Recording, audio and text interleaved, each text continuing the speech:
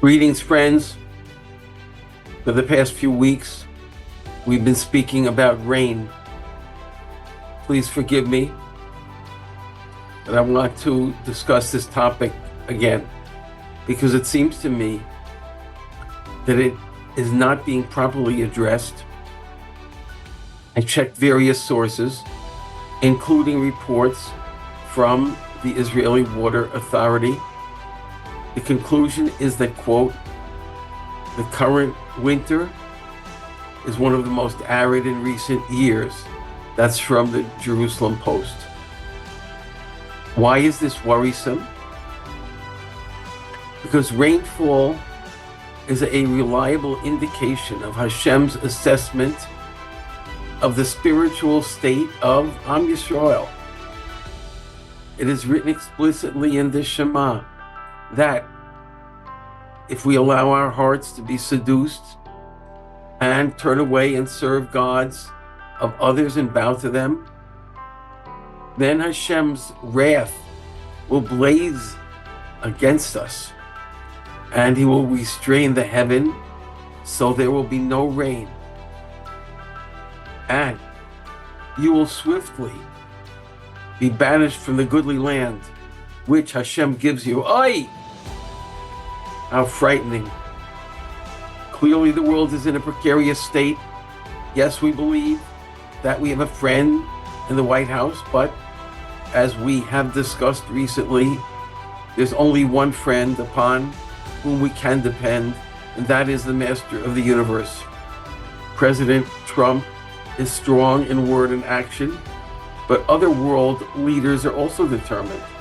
One erroneous move could provoke a world conflagration, God forbid. And in our own land, what are we doing? I've heard that Kever Rachel is being closed to cars by the government, that kollalim located in Kever Rachel are being closed, and that yeshiva boys are being arrested as criminals for not cooperating with the military draft.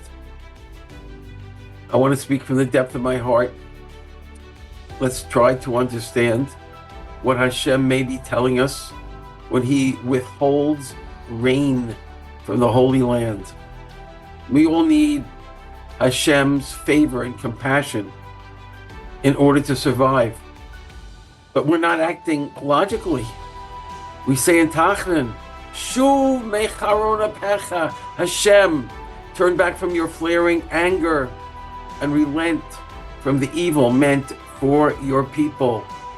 Do we know what we are doing? The following is a quote from my book, Hold On, Surviving the Days Before Mashiach. Quote, we have to want the proper way of life. We have to daven for the proper way of life. We have to realize that the present system is not the Torah system of government, and that in the days of Mashiach, we will not have to endure elections anymore, with one Jew fighting another Jew for power and dominance. This is true especially when Torah itself is voted upon. This is a terrible Chilul Hashem. How is it possible to vote on the Torah? I don't understand. Who are we? And what are we doing? Is it not a Chilul Hashem that Jews vote whether or not the Torah should prevail? We have to daven that the land of Israel should be run entirely by Gadolim, whose total immersion in Torah will govern the life of Israel. Why do we tolerate living like other nations? When Mashiach comes, it's going to be so different. Is this so impossible to imagine? My friends, what is really impossible is for us to continue the present way we're living. I want to end with words I saw quoted by Rabbi Pesach Krohn, may he be well. Quote, David HaMelech writes, how good and pleasant is the dwelling of brothers, Gam Yachad, in unity. The Zohar explains that when Jews get together in unison, in unity and harmony, then Gam Yachad, the one and only Hashem, joins them as well. Can you imagine how great this will be?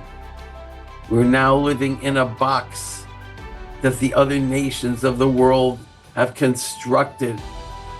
We have to think out of the box. We have to break the bonds of slavery, which we have imposed upon ourselves. This week's Parsha says that the children of Israel were very frightened. They were surrounded by the sea on one side and the Mitzrayim on the other.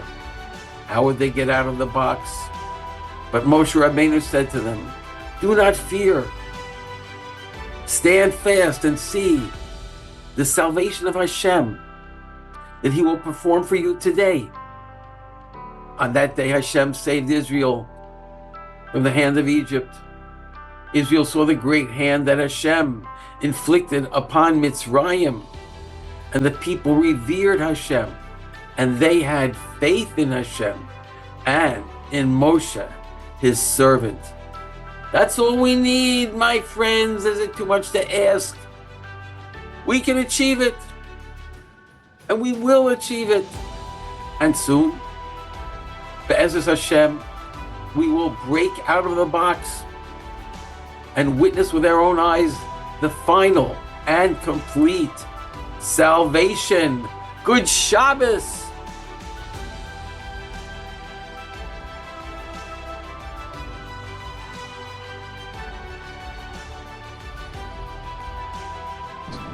בעזרת השם נעשה, בעזרת השם נצליח.